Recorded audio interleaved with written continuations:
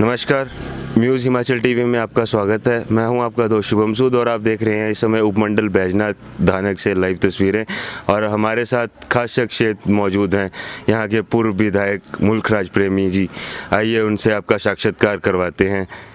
Sir नमस्कार। पहले तो आपको चैनल की तरफ से नववर्ष की हार्दिक शुभकामनाएं। धन्यवाद। सर, कांग्रेस सरकार द्वारा जो घोषणाएं की गई थी कि सरकार बनते ही 1500 रुपये जो है वो दिए जाएंगे पब्लिक को, और उसके साथ ही इन्होंने जो सरकारी जो संस्थान सरकार द्वारा खोले गए थे भाजपा सरकार द्वारा, वो उन्होंने बंद कर दिए। इसके बारे में सर कुछ कहना चाहेंगे? मैं तो सर्वप्रथम विधानसभा क्षेत्र जनता को और प्रदेश की जनता को नववर्ष की बधाई देता हूं, और बैजनाथ की जनता का भी आभार प्रकट करता हूं कि उन्होंने जो मुझे जन्मत दिया है और उसको मैं स्वीकार करता हूं। मुझे आज जो लगता है कि आज जो विधायकों को सब जो ग्रहण की जा रही है विधायकों की, और उसके बाद अब मंत्रियों के बारे में अभी कोई अब मंत्रिमंडल का विस्तार जो नहीं हुआ है, और इतने दिन जो लगभग एक महीना बीत गया, तो इस महीने के अंदर इतना जो है जो स्थिति जो है प्रदेश की जो ख़राब हुई है, वो आप भली भांति जानते हैं कि उन्होंने कहा था कि ओपीएस का मुद्दा था और 1500 रुपये का ओपीएस का भी मुद्दा जो अब कहने तो कह रहे हैं, अब कैसे देते हैं, मगर 1500 रुपये की बात जो आम जनता को ठगा कि आपको 1500। कई मामले तो ऐसे देखने को आए कि वहाँ पर उन्होंने जो है फार्म भरे, आधार कार्ड भी किए और जनता को गुमराह किया कि हम वैसा करेंगे। अब देखते हैं कि कैसा ये करते हैं।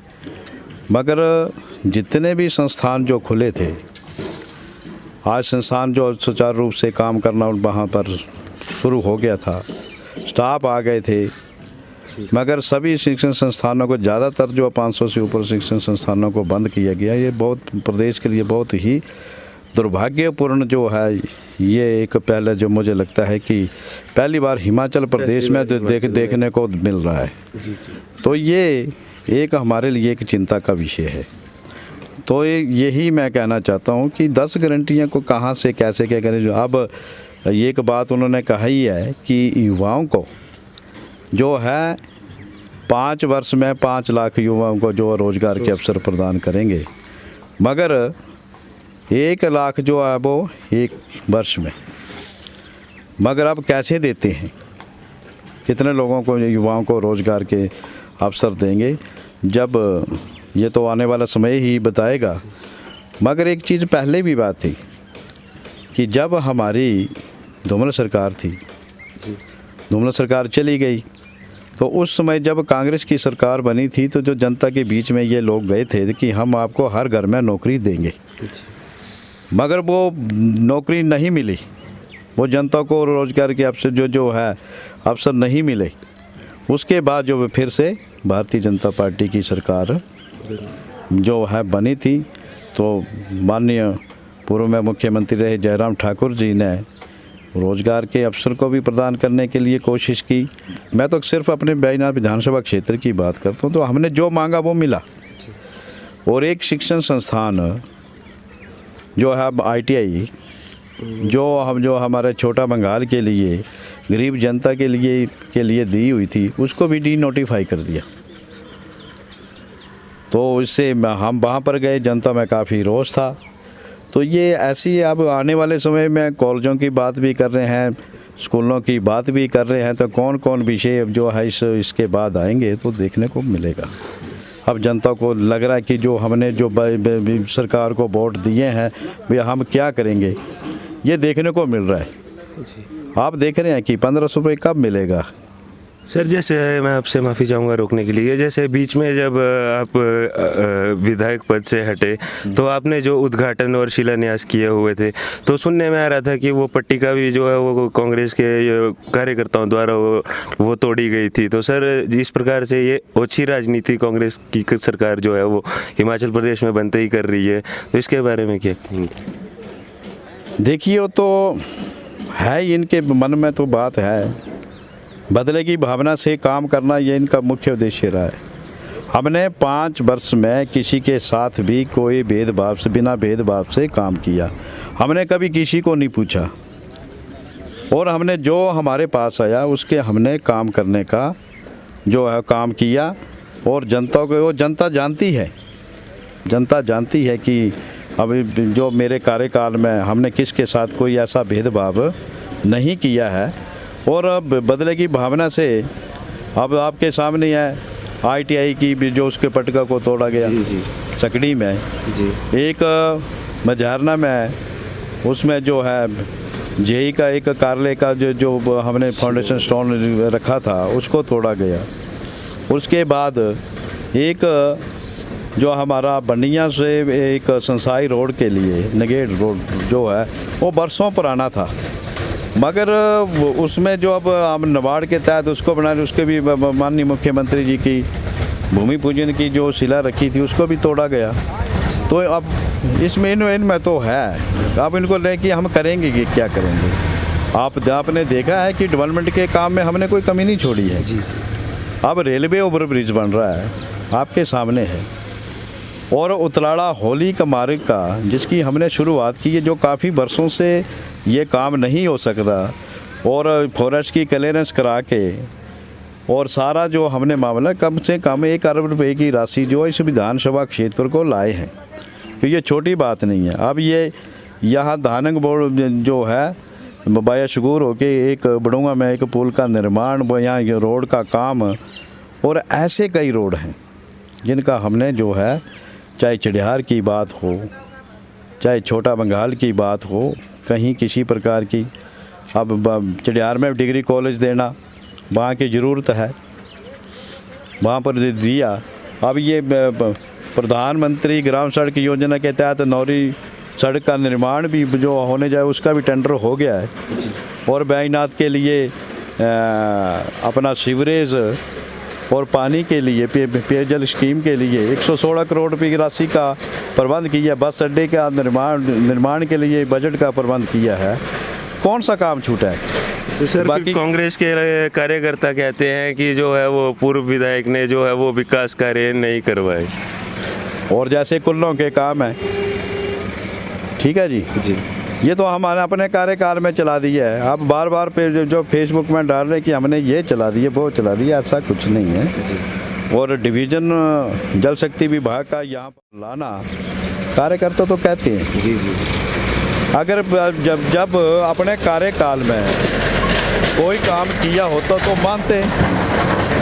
अब मेरे कार्यकाल में काम शुरू होता, हम उनको मानेंगे ना। जी। चाहे हम बैजनाथ मंदिर के नीचे पार्किंग की बात करें, चाहे हम आपका खीरगंगा घाट की बात करें, तो उसका जब आपका कार्यकाल था तो वहाँ पे काम हो रहे हैं। तो अब मौजूदा सरकार जो है वो, मौजूदा विधायक जो है वो क्या बैजनाथ के लिए डेवलपमेंट करेंगे? देखिए, तो अब ये तो उनका अब ये है कि अब जनता ने जनादेश उनको दिया है, तो अब क्या करते हैं वो तो जनता देख रही है। मगर जब किया है जनता के सामने है। मैंने पार जो उसके जो है खीरगंगा घाट के लिए पार एक फुट ब्रिज के लिए भी उसका जो बात रखी थी, ठीक है, उसका भी मैंने जो आपने जो प्राथमिकता में बात रखी थी। और चाहे आप ततवानी के लिए जो आप करिए, वहाँ पर जो है 45 लाख रुपए की राशि खर्च की है, उसको भी डेवलप किया है। जी। कौन सा ऐसा एक स्थल है जो धार्मिक स्थल है, भीड़ बिलिंग के लिए करोड़ों रुपए की, ट्रेनिंग इंस्टीट्यूट के लिए फंडिंग का और पार्किंग का, और ऐसे कई जो है वहाँ पर आए हैं। सब डिवीज़न वहाँ पर जो है PW के खुले हैं। तो मुझे लगता है कि ये जो है बैजनाथ विधानसभा क्षेत्र में पहली बार इतनी बड़ी क्रांति आई है। पूर्व में रहे मुख्यमंत्री जयराम ठाकुर जी के आशीर्वाद से यहाँ पर कोई कमी नहीं रही है, और विपक्ष जो है अपनी भूमिका निभाएगा, और विपक्ष अपनी मजबूत स्थिति में खड़ा है, और हम किसी के साथ अन्याय नहीं होने देंगे, ये मैं कहना यहाँ से कह देना चाहता हूँ, क्योंकि बैजनाथ की जनता सब कुछ जानती है। यहाँ अन्याय ज़्यादा दिन नहीं चलता है। कोई उंगली उठा के मुझे बताए। और जो मेरे ऊपर जो कीचड़ उछाला है, मैं समझता हूँ कि शायद पूरे देश में कि किसी के ऊपर इतना कीचड़ नहीं उछाला गया होगा जितना कीचड़ जो मेरे इस यहाँ पर जो मेरे चुनाव में मेरे से पहले भी यहाँ पर उछाला गया, वो निराधार है। धोखे से जो है यहाँ पर सत्ता थी आई है, ये मैं कह देना चाहता हूँ। बाकी पार्टी एकजुटता के साथ खड़ी है। पिछले कल ही हमारे माननीय विपक्ष के नेता और हमारे पूर्व में मुख्यमंत्री जयराम ठाकुर जी बैजनाथ में आए थे, वो एक ही बात कह के चले गए हैं। सभा सत्र जो है वो शुरू होने वाला है, तो इसके बारे में कुछ कहेंगे कि क्या उम्मीद है, सरकार द्वारा कुछ घोषणाएं या कुछ किया जाएगा? देखिए, अब मैंने आपको पहले भी कहा कि जब सरकार का भी आता पता है जो अपना काम करना ही, जब मंत्रियों का गठन नहीं हुआ, आज विधायकों का शपथ ग्रहण है, और अब क्या करते हैं ये तो अब गर्व के विषय में छिपा है। ठीक है, मगर जो आते ही अब जनता को लगना शुरू है कि शुरुआत ही ठीक नहीं हुई है। जब शुरुआत ठीक होती है तो निश्चित तौर पर आगे का कार्य भी ठीक चलता है।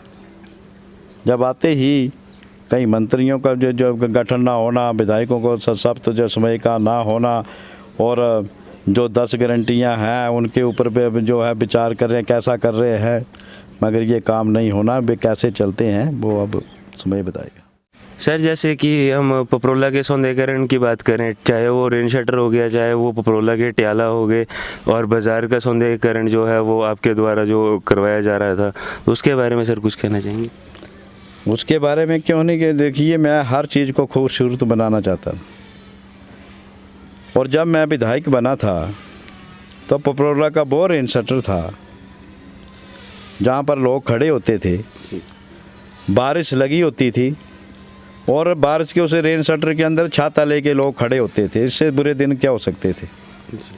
तो मैंने सोचा कि नहीं, ये अच्छा होना चाहिए, बढ़िया होना चाहिए, जनता को अच्छा दिखना चाहिए, और वहाँ पर सारी व्यवस्था ठीक होना चाहिए। तो वहाँ पर हमने 29 लाख रुपए का जो टेंडर जो उसका प्रोसेस करवाया था, उसको भव्य सुंदर बनाने का जो हमारा जो सपना है, उसका काम टेंडर लगा के कॉन्ट्रैक्टर ने काम करना शुरू कर दिया है। तो ये भारतीय जनता पार्टी की सरकार की देन है। और दूसरा 300 यूनिट सर बिजली फ्री देने की जो बात है उसके बारे में देखिए, 300 यूनिट बिजली तो देने चाहिए। 10 गारंटी में मैंने पहले भी कहा कि 10 गारंटियों में आता है वो भी, ये भी जब जल्दी फैसला ले लेना चाहिए, जनता को देना चाहिए ना जी। तो ये कैसे देते हैं? माननीय पूर्व में मुख्यमंत्री जयराम ठाकुर जी ने 125 यूनिट का तो कर दिया था, वो भी किया था, उससे भी मतलब जो जनता को लग रहा था उतना किया था। मगर आप आगे कैसे करते हैं? 300 यूनिट जनता को फ्री देते हैं, वो भी करें। जो हम तो कह रहे हैं कि जल्दी से जैसे जो गारंटी इनको लागू करें। कोई आप संदेश देना चाहेंगे या नववर्ष की शुभकामनाएं? हाँ, जनता तो मैंने पहले ही जनता को जो है शुभकामनाएं नववर्ष की दी हैं, और जनता विशेषकर जनता से मैं यही आग्रह करता हूँ कि मैं उनके साथ सदा खड़ा हूँ। पहले भी खड़ा था, वो आगे भी खड़ा रहूँगा, और जनता की आवाज़ बुलंद करके उनके जो है मैं सामने खड़ा रहूँगा। ठीक है सर, धन्यवाद। आपका न्यूज़ हिमाचल टीवी में जुड़ने के लिए हमारे साथ बहुत बहुत धन्यवाद। धन्यवाद जी।